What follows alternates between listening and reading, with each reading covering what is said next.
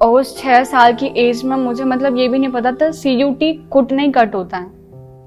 मतलब इंग्लिश बहुत वर्स थी मेरी। बट आई थिंक ये जो नेगेटिव बातें बोलने वाले लोग होते हैं ना कहीं हमें 10 कदम आगे जाने के लिए पुश करते हैं। सो मेरे पापा दिल्ली आए, यहाँ पे मजदूरी की और फैक्ट्री में काम किया, गार्ड की नौकरी की, वो जो भी किया। फिर यहाँ पर ऐसा टाइम आ गया था घर में राशन भी चलना मुश्किल था कि लाइक अगर मतलब 2-4 दिन के बाद ये खत्म हो जाएगा तो फिर 5वें दिन खाएंगे क्या। लेकिन इस दौरान ये नहीं है कि पापा ने मेरे ऊपर प्रेशर दिया। पापा ने इतना कहा था कि चना बेचकर ही क्यों ना पढ़ाना पड़े लेकिन मैं तुमको पढ़ाऊंगा। और तब फिर पापा ने ठेला का दुकान स्टार्ट किया। ये फील हो जाता है, वो जो सेटिस्फैक्शन है ना दूसरों के चेहरे पे खुशी लाके, वो अलग ही है। That's why I choose this field. किसी ने बोल दिया, पेरेंट ने बोल दिया, रिलेटिव ने बोल दिया इसी फील्ड में जाना है, अगर खुद का कोई सेल्फ रीज़न नहीं है, सेल्फ ड्रीम नहीं है, सेल्फ कोई सेंटर्ड गोल नहीं है आपका, तो आप उस डायरेक्शन में मेहनत कर ही नहीं सकते। और मेरा ये गोल था कि मुझे करना है।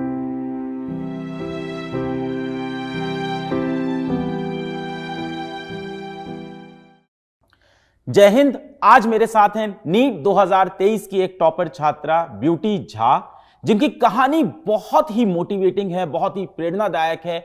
सिर्फ नीट के एग्जाम देने वाले बच्चों के लिए नहीं, हर उस बच्चे के लिए जो किसी कॉम्पिटिटिव एग्जाम को क्रैक करना चाहता है। ब्यूटी आती हैं दिल्ली से। इस बार नीट में उन्होंने 660 नंबर स्कोर किए हैं। कठिन परिस्थितियों में लड़ाई करके ये नंबर उन्होंने प्राप्त किए हैं। ब्यूटी की पूरी कहानी आज हम लोग सुनेंगे। सबसे पहले बेटा बहुत बहुत बहुत बधाई हो। Thank you. Many congratulations. Thank you. क्या वो कुछ उदास लग रहे हो आप? नो।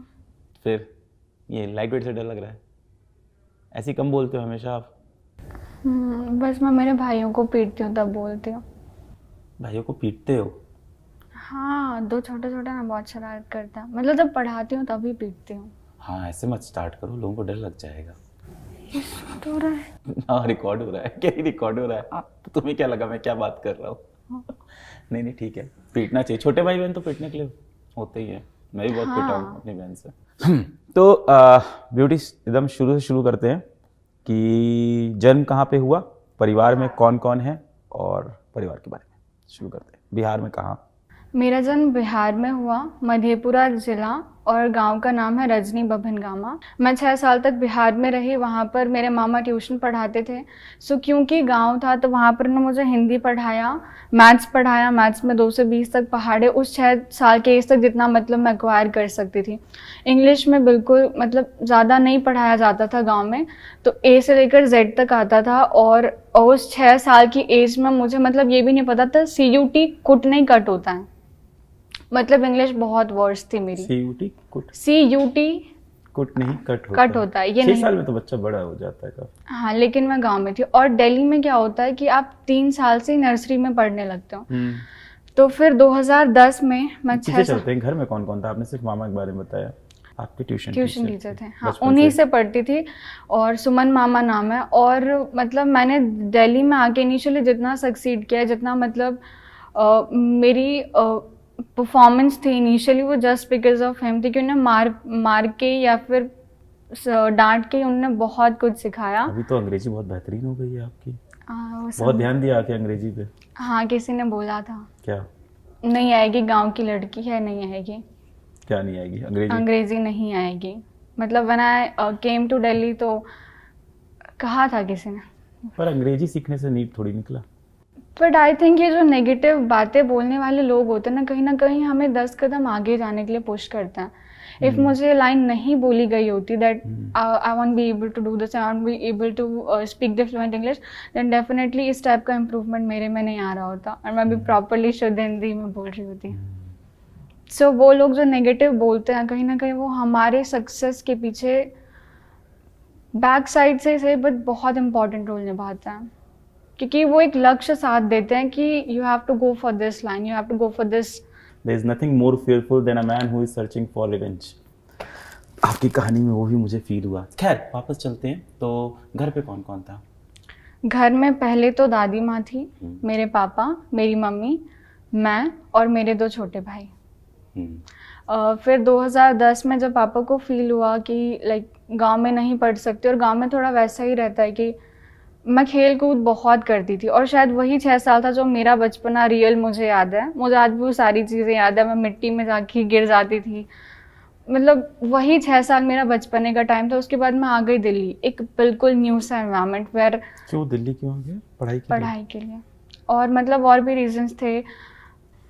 सो उस सिचुएशन को देखकर गांव में, मतलब पता नहीं, कहते हैं भूत लग जाना है, कुछ जो भी था वो मेरी मम्मी 6 साल से फेस कर रही थी, the year when I was born. तो 6 साल से ये सब चल रहा था। पापा मेरे पढ़े लिखे नहीं हैं, सो वो मेरे बॉर्न से 3-4-5 साल पहले दिल्ली में आए। उनको यहाँ पर, क्योंकि जब आप पढ़े लिखे नहीं हो ना, when you have no qualification, so एक ही ऑप्शन आपके पास बचता है, to feed yourself, to feed your family, to feed your children, and that is की मजदूरी करना। सो मेरे पापा दिल्ली आए, यहाँ पे मजदूरी की, फैक्ट्री में काम किया, गार्ड की नौकरी की, वो जो भी किया, फिर यहाँ पर ज़मीन लिया, घर बनाया। और मेरे जन्म होने के 6 साल बाद, मतलब हाँ, मेरे जन्म होने के 6 साल बाद पापा ने ये डिसाइड कर लिया कि गांव में, क्योंकि मम्मी को पापा पहले ही आ गए थे हाँ दिल्ली। तो आप जब पैदा हुए तो पापा गांव में नहीं थे, दिल्ली रहते थे? दिल्ली कभी कभार 2 साल पर या 3 साल पे आते थे। तो बचपन में आप पापा को पहचान पाते थे? नहीं, मैंने जब मैं पैदा हुई थी तो मैंने शायद 1-1.5 साल बाद मुझे बताया गया कि पापा आए थे देखने के लिए, 1.5 साल बाद। इस दौरान मेरे दिदिया पिसाजी ने बहुत हेल्प की, बहुत। दिदिया पिसाजी बिहार में मतलब बुआ एंड फूफा जी। दिदिया पिसाजी? दिदिया मीन्स बुआ, हाँ, पिसाजी मीन्स फूफा जी। अच्छा। उन्होंने बहुत हेल्प की। लाइक मैं जहाँ पे भी आज जो हूँ, उनमें 40-45% उनका रोल है। हमेशा वो बैक साइड से एक डायरेक्टर की तरह रहे मेरे कॉम्पोजिशन में। इवन अभी जब मेरा ये निकल गया था, एग्ज़ाम का रिजल्ट आ गया था, तब मैंने बहुत सारे कॉलेजेस का फीस स्ट्रक्चर देखा। अंबेडकर का 1 या 1.5 लाख पर ईयर था, मतलब ऐसा ही देखा। तो मैंने दिदिया से बोला, बुआ जी से बोला कि निकाल तो लिया है बट फिर भी कैसे ही होगा कॉलेज में। तो मेरी दिदिया ने बोला, तूने अपना काम कर लिया है, अगर तेरा कॉलेज में एडमिशन के लिए दिक्कत होगी तो मैं मेरा सोने का कंगन लगा दूंगी। सो मतलब कुछ चीज़ें होती जो बहुत मोटिवेट कर जाती हैं। ऑफ कोर्स मैं उनका वो सेल नहीं होने दूंगी, बट वो चीज़ है जिसने कि मुझे बहुत लाइक हिम्मत दिया उस वक्त पे कि हाँ, है कोई जो संभाल लेगा। मेरी भी बुआ है, हम लोग उनको बड़ी बुआ बोलते हैं। तो वो ना बचपन से हम लोग को बहुत मदद की है। हम लोग को साल में एक ही बार नया कपड़ा मिलता था जन्मदिन पे, और पापा नहीं दिला पाते थे, फाइनेंशियल प्रॉब्लम था, तो बुआ जी दिलाती थी। तो 3rd क्लास में बहुत ही ज़्यादा बकवास बच्ची थी मैं। मेरे मतलब सबसे कम मार्क्स मेरे आते थे, पास भी मैं बहुत मुश्किल से होती थी। और हर पीटीएम में पापा को नहीं लेकर जाती थी, मम्मी को लेकर जाती थी, क्योंकि फिर पापा डांटते थे। मम्मी नहीं डांटती, मम्मी बहुत अच्छी है मेरी। मैं बोलती कोई बात नहीं, अगली बार हो जाएगा, पापा को मत बताइए। सो 3rd में the worst child ever in my batch, बहुत ही बकवास। फिर 4th में गई, 4th में भी वही रहा। 4th में फिर ना मुझे इतनी समझ आ गई थी कि पापा मेरे क्या कर रहे हैं, और मेरे ही क्लास में और सब बच्चे हैं, उनके पापा क्या कर रहे हैं, मेरे पापा कब जाते हैं और कब आते हैं, और उनके पापा कब जाते हैं कब आते हैं। मतलब बहुत कुछ तब समझ में आ गया था पापा कर क्या रहे हैं बेसिकली, क्योंकि दूसरों को भी देखती थी, और अंकल कहीं मजदूरी कर रहे हैं, कहीं पर हमारे स्कूल में वॉचमैन अंकल होते थे, हमारे स्कूल में पानी देने वाली, सर्व करने वाली आंटी होती थी, कोई वॉशरूम के बाहर झाड़ू पोछा लगा रही है। So that time I felt कि मैं किस बैकग्राउंड से बिलोंग करती हूँ। इन सबसे लोगों से जो अगल बगल बच्चे पढ़ रहे हैं, इनसे मेरी जिंदगी अलग है। लेकिन 4th ये समझने में ही पूरा चला गया। अभी भी 4th में बहुत ही ज़्यादा बकवास में परफॉर्म कर रही थी, क्योंकि घर में कोई बताने वाला नहीं था। ट्यूशन टीचर 1 घंटा क्लास लेती थी 20 बच्चों के बैच में, हुआ नहीं हुआ कोई बात नहीं। मैं जाने लग गए थे आप? हाँ। किस क्लास से? ट्यूशन तो मैं जब दिल्ली में आई हूँ तभी से पापा ने लगवा दिया, मतलब 200 रुपये फीस होती थी पर बच्चे। तो पापा, हर्ष भी जाता था? हर्ष भी। 7th 8th 9th 10th में ऐसा था कि पापा ला रहे हैं, चल रहा है सब कुछ, फाइनेंशियल कंडीशन सब ओके थी, मतलब ज़्यादा भी नहीं और जितनी ज़रूरत उससे कम भी नहीं, ठीक थी। एक स्टेबल था पापा, जो भी करे बट एक स्टेबल जॉब था। 10th के 2020 आ गया, कोरोना का लॉकडाउन लग गया। 10th का रिजल्ट हमारा 3-4 महीने बाद आया था, जो यूजुअल उसकी डेट होती है कमिंग की, उसके 3-4 महीने बाद। उससे 10th का मेरा जैसे पेपर ओवर हुआ तभी कोरोना के कारण पापा का वो जॉब छूट गया। वो कहीं और शायद शिफ्ट हो गया जहाँ पर पापा नहीं जा सकते थे, और वहाँ पर वो बोल रहे थे कि लेकर भी नहीं जाना, फैक्ट्री वाला। हाँ, वो कहीं और शिफ्ट हो गया रोहतक में। तो फिर पापा का वो जॉब मतलब छूट गया। तब पापा ने कहा था, तब मतलब कि ऐसा टाइम आ गया था घर में राशन भी चलना मुश्किल था कि लाइक अगर मतलब 2-4 दिन के बाद ये ख़त्म हो जाएगा तो फिर 5वें दिन खाएंगे क्या। फिर तब मैंने डिसाइड किया कि मुझे लाइक गली में ना सभी पेरेंट्स बहुत अच्छा मानते हैं कि बहुत स्टडीज है, घर के बाहर नहीं निकलती है, खेलती नहीं है, समझदार है, अच्छी है। तो उसका मुझे ये फ़ायदा मिला कि लाइक मैंने कहा कि मुझे ट्यूशन पढ़ाना है, तो मैंने 5 दिन की ट्रायल क्लास दी मेरे पड़ोसी के बच्चे। किस क्लास में था वो? तब आराध्या थी 3rd क्लास में और मानव था 6th क्लास में। अच्छा। 3rd और 6th क्या पढ़ाया? 3rd और 6th को तो होल सब्जेक्ट पढ़ाता, मैथ्स साइंस। क्या पढ़ाया? डेमो क्लास में मैंने मैथ्स पढ़ाया और इंग्लिश ग्रामर में नाउन्स पढ़ाया। मैथ्स में क्या पढ़ाया याद है? मैथ्स में उसको रैशनल नंबर पढ़ाया था और आराध्या को मैंने डिवीजन पढ़ाया था। हाँ, डिवीजन पढ़ाया था 12 का, 13 का, 14 का। पहले उसे टेबल नहीं आता था तो पहले वो याद करवाया था, फिर जाकर उसको डिवीजन दिया था। इसको रैशनल नंबर पढ़ाया था। अक्सर पहली क्लास याद रहती है। उसको रैशनल नंबर पढ़ाया था और ट्यूशन स्टार्ट हो गया। हाँ, 5 दिन डेमो क्लास दिया, उनको अच्छा लगा। तो डेमो क्लास दिया, अच्छा लगा। तो फिर ये था कि मुझे मेरे भाइयों को भी देखना था उस टाइम पर। तो विक्रम उस टाइम पर था 6th क्लास में, नहीं मानव अगर नहीं, विक्रम फिर 5th में। इतने नाम आप बोल रहे हो, हम लोग कंफ्यूज हो रहे हैं। विक्रम कौन है? मेरा बड़ा वाला भाई जो मुझसे 2 साल छोटा है वो हर्ष है, और जो मुझसे 6 साल छोटा है वो विक्रम है। ठीक है। तो मेरा जो छोटा वाला भाई था मुझे उसे भी पढ़ाना था, और जो मेरा बड़ा वाला भाई था वो उस टाइम पर 9th में था। 9th में था तो उसको मैंने पूरी 9th पढ़ाई। 11th में? मैं 11th में आने ही वाली थी, लेकिन अभी 10th का रिजल्ट नहीं आया तो वो तो 9th में चला गया, और विक्रम वहाँ पर फिर जो है 5th में था। तो तब मेरे पास 4 बच्चे थे जो मैंने घर में पढ़ा। बट उसके बाद फिर क्योंकि मेरा विक्रम बहुत शरारती था, तो पड़ोस जानते हैं बच्चे कैसे होते हैं, तो उन्होंने बोला कि होम ट्यूशन पढ़ा दो आप।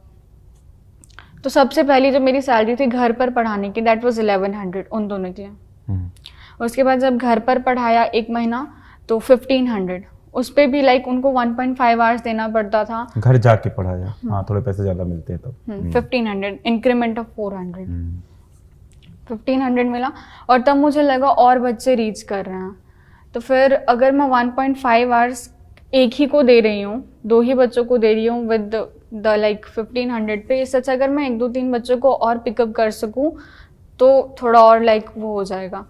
सो तब 2-3-4 बच्चे और आए। लाइक मेरी जो मैक्सिमम गई थी 4900, हाँ 5000 में 100 कम, जो मेरा मैक्सिमम गया था। 7-8 बच्चे बैच में आ चुके थे। काफी मदद हुई होगी। 5000 रुपए? हाँ, तब ये था। मैं तो मेरा उन हालातों में काफी होता है। हाँ, बहुत था। हर्ष विक्रम की स्कूल की फीस 3-4 महीने की पेंडिंग थी, तो वो 2 महीने की मैंने पे कर दी थी। मेरे जो सबसे पहले 1100 आया था उसमें दादी के लिए जूस आया था और घर में चावल की बोरी आई थी, इतना। उसके बाद लेकिन इस दौरान ये नहीं है कि पापा ने मेरे ऊपर प्रेशर दिया। पापा ने इतना कहा था कि चना बेचकर ही क्यों ना पढ़ाना पड़े, लेकिन मैं तुमको पढ़ाऊँगा। और तब फिर पापा ने ठेला का दुकान स्टार्ट किया। तो ये 10th से लेकर 11th तक आने के टाइम पर फिर पापा ने ठेला लगाया। कोरोना का टाइम था, लोग हाइजीनिक बहुत ज़्यादा हो गए थे कि छुआ हुआ चीज़ नहीं खाएंगे, रोड का चीज़ नहीं खाएंगे, तो वो कुछ उतना अच्छा चला नहीं। किस चीज़ का ठेला है? जंक फूड, मोमोज, चाप, ये जो हर जगह लगता है 10-20 रुपए के। तो मतलब मेरा तब ये शेड्यूल था कि 11th में मैं पहले स्कूल से आती थी, स्कूल से 2 बजे तक घर आया, फिर 2 से 4 बजे तक मुझे मम्मी के साथ वो फ्लावर सानना और उसके बाद डो बनाना, उसके मैदा को सानना, डो बनाना और फिर उसमें फिलिंग करके मोमोज तैयार करके, मतलब 50-60 मुझे 2 घंटे में बनाकर। मोमो बनाना आता है? हाँ, टैलेंटेड हो यार। चटनी भी आती है। इस समय नीट 11th क्लास में हूँ मैं अभी। नीट पता था इस समय? हाँ, पता था। सोच लिया था? सोच लिया था। कब सोचा था? शायद 10th की स्टार्टिंग में सोचा था, बट जब मैंने ट्यूशन पढ़ाने लगी ना, और जब मैं 11th का मेरा ये शेड्यूल मेरा देख लिया कि मुझे बिल्कुल टाइम नहीं मिल रहा है, तो इतना समझ में आ गया नीट तो नहीं होगा। तब मैंने BSc नर्सिंग का 11th में सोच लिया था कि 12वीं के बाद BSc नर्सिंग करनी, क्योंकि नहीं हो सकता। और उसके बाद फिर 11th मेरी पूरी ख़राब गई। मतलब वो लड़की जो हर मतलब 6th से कंटिन्यूसली फर्स्ट आ रही है अपने क्लास में with the percentage of above of 95%, उसका 11th में वो भी सिर्फ कॉपी की रटी हुई चीज़ों से कि इस क्वेश्चन का आंसर ये, इस क्वेश्चन का आंसर ये है, मेरे 88% आया था।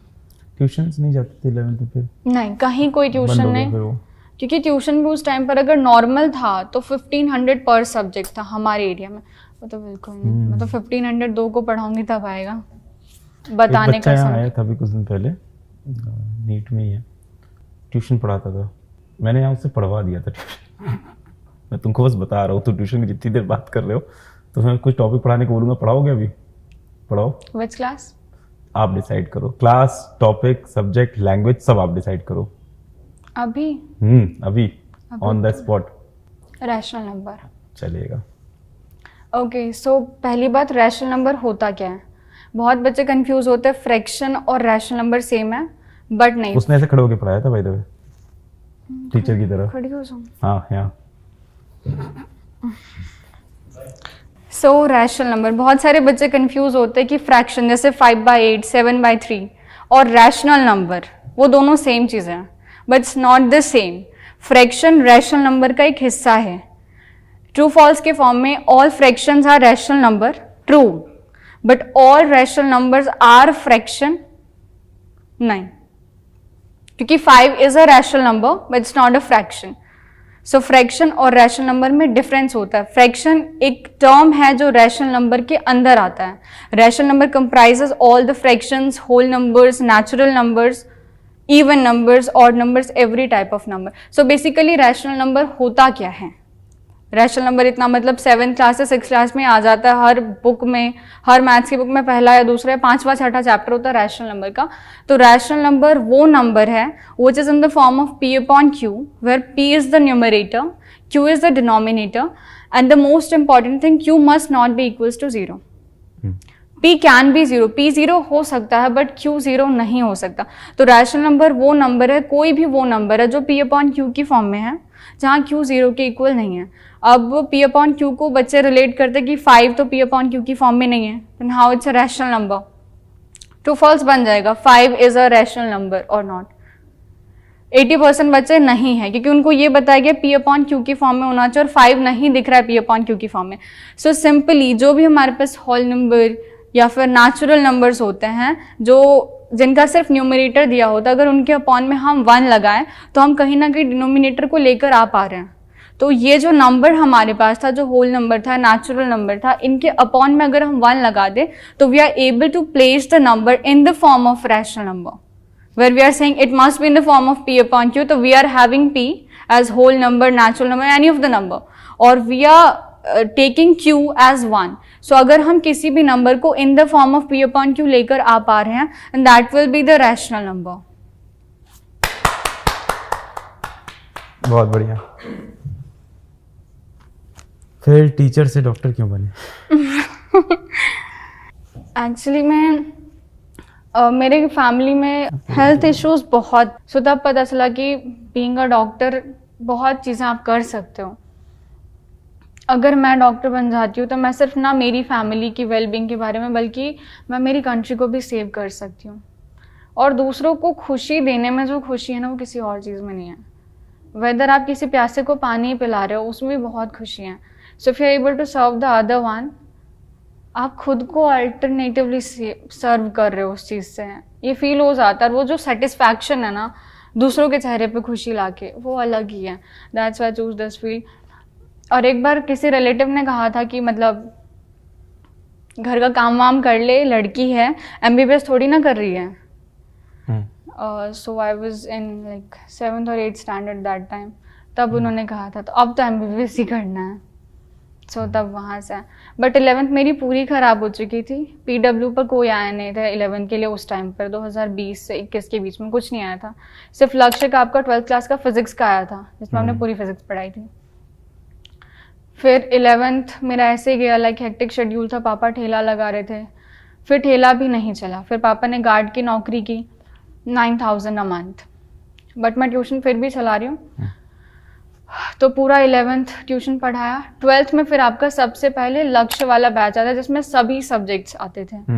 तो 12th में मुझे किसी ऑफर के दौरान मिला था 3-4 महीने बाद 3800 या 3500 का, तो मैंने वो लिया।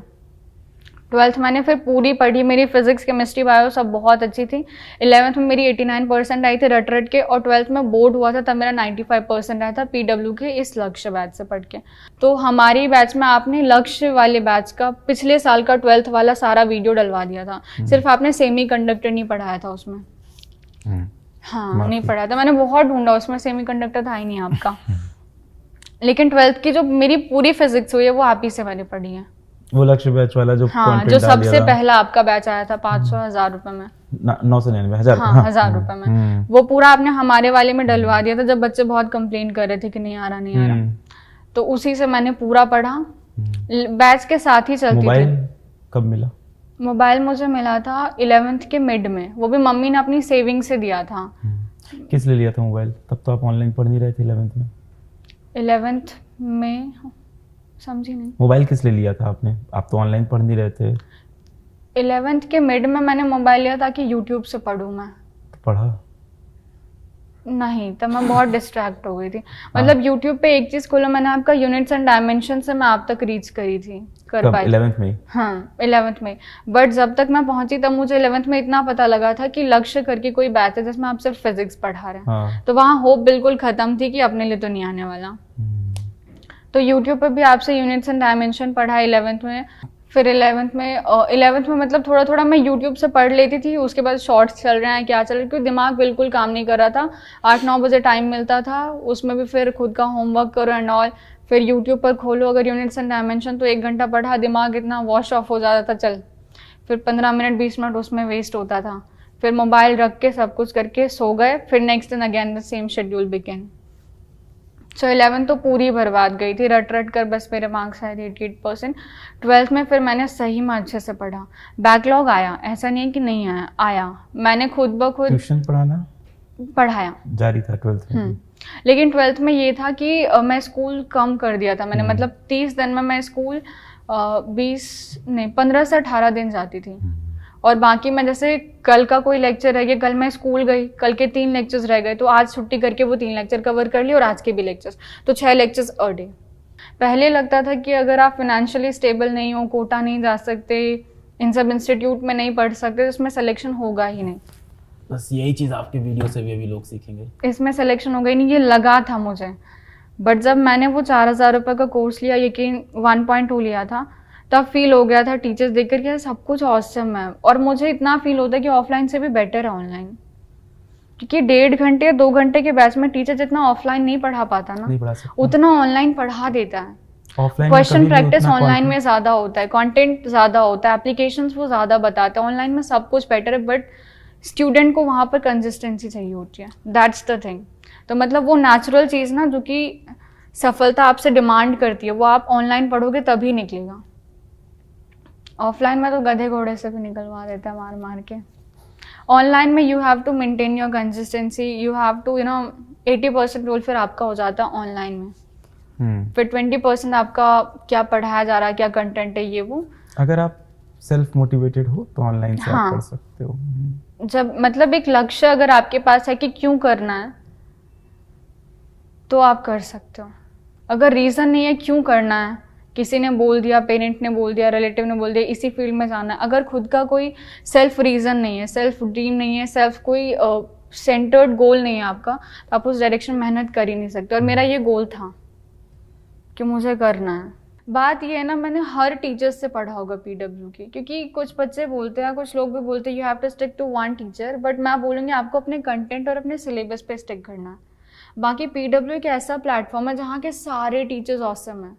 थैंक यू इलेन, मेरी सीरियसली सभी टीचर्स गजब है। मतलब हर किसी का वो पढ़ाने का वे, आप जिससे पहली बार पढ़ोगे ना वो भी समझ में आ जाएगा। मेरा नीट का एग्ज़ाम जिस दिन था उस दिन मैंने आकांक्षा मैम का वो जो पॉडकास्ट होता है, मैं नीट का एग्ज़ाम देने जा रही हूँ, रिक्शा में हूँ और मैं वो पॉडकास्ट सुन रही थी। मतलब फर्स्ट टाइम मैंने उनका सुना था। डाइजेशन वाला सुना, ब्रीदिंग वाला सुना, बॉडी फ्लूइड्स एंड सर्कुलेशन वाला सुना। ये 3 पॉडकास्ट मैंने सुने थे, आधा घंटा का था।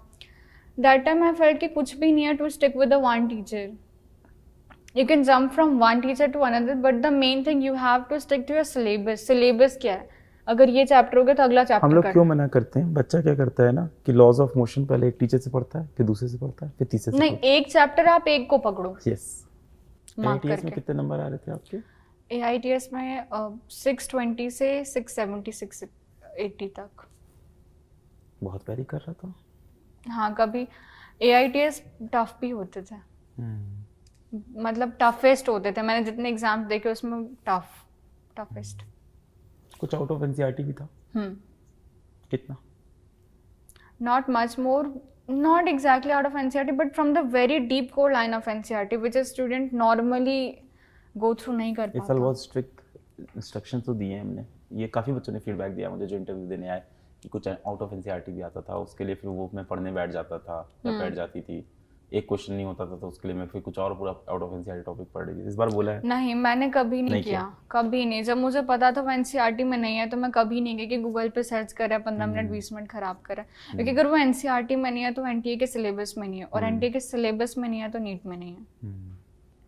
एक आपने बात कही थी कि लक कुछ नहीं होता है, ये बस टाइम की बात होती है। लक आपको बार बार पूछता है, बस एक बार आप जब अप्रोच कर जाते हो ना तब वो ताला चाबी में फिट हो जाने वाली चीज़ है।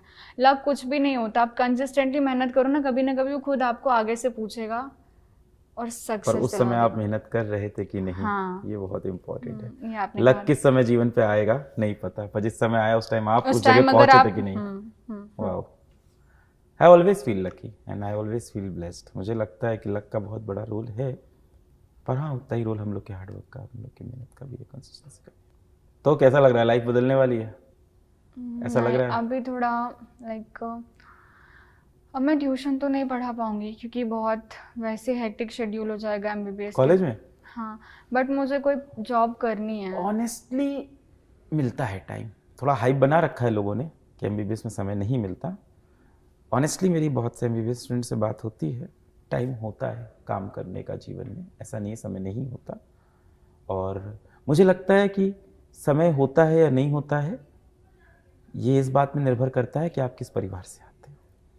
जिस परिवार से आप आते हो, जिस परिवार से हम आते हैं, हम लोग को काम करना पड़ेगा। तो इसका कोई और विकल्प है ही नहीं। और जो लोग ये बोलते हैं कि बहुत पढ़ाई है समय नहीं है, वो दूसरे परिवारों से आते हैं, वो शायद अफोर्ड कर सकते हैं। तो काम तो आपको करना पड़ेगा अगले 4-5 साल मेरे ख्याल से। पिताजी अभी भी काम कर रहे हैं, बट अब मैं सोच रहा हूँ उनको रिटायर कर दूँ, मुझे खुद वर्क करना। अभी नहीं कर पाओगे? नो सर, उनको हेल्थ इश्यूज, उनको लिवर में grade B fatty liver and swelling आ गई है बॉडी में, और घुटनों में प्रॉब्लम। मतलब शुरुआत से क्योंकि पढ़े लिखे नहीं थे तो हमारे लिए हर पॉसिबल काम किया है।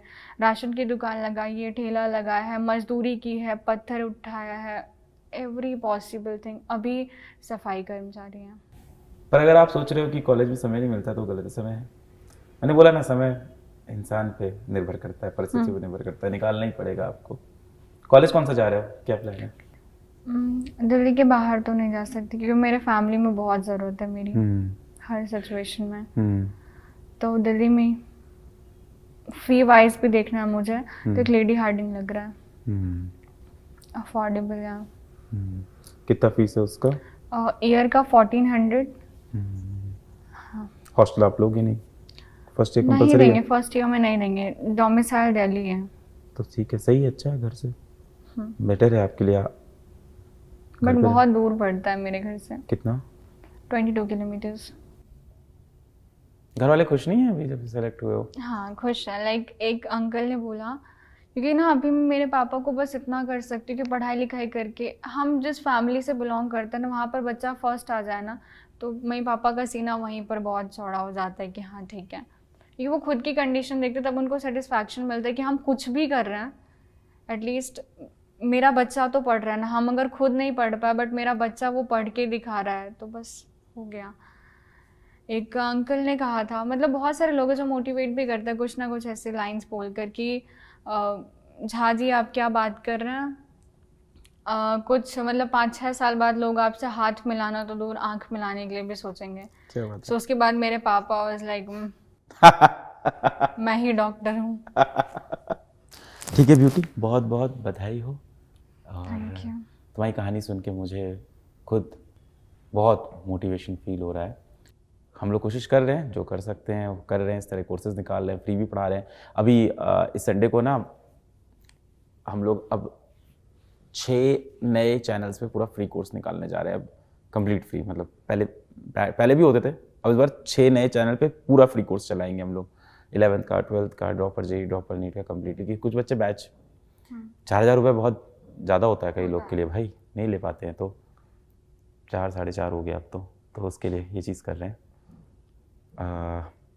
मैं अपनी तरफ से तुम्हें 2 लाख की एक स्कॉलरशिप और इसके साथ साथ PW में एक जॉब, ये मैं अपनी तरफ से तुमको करता हूँ, क्योंकि मुझे बहुत इंस्पायरिंग फील हुआ। और यहाँ तक तुम आओ, मैं तुम्हें कोई स्कॉलरशिप नहीं दूँ तो मुझे अच्छा फील नहीं होगा, आज रात को नींद नहीं आएगी। And I am really proud of you and we just love students like you who made us proud. आप अगर नहीं होते ना तो मैं आज यहाँ नहीं होती। जस्ट बिकॉज ऑफ यू ये चीज़ रिवोल्यूशनाइज हुई है कि मतलब नीट और जेई का एग्ज़ाम क्लियर करना at the just cost of 4,000, just a miracle. मतलब कभी यकीन नहीं होता था कि मैं यहाँ पर आ पाऊँगी। ये सब आपकी वजह से हुआ है और आपका तो नाम ही है अलग। सो आपने लाखों बच्चों की ज़िंदगी लिख दी है, मेरी भी।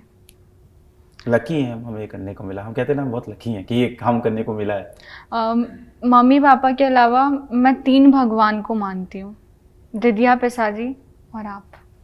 हाँ, मेरे नाम की बात की, आपका नाम भी बहुत अच्छा है, ब्यूटी, सो ब्यूटीफुल। आपको एक कॉम्प्लीमेंट बहुत मिलता होगा बेटा।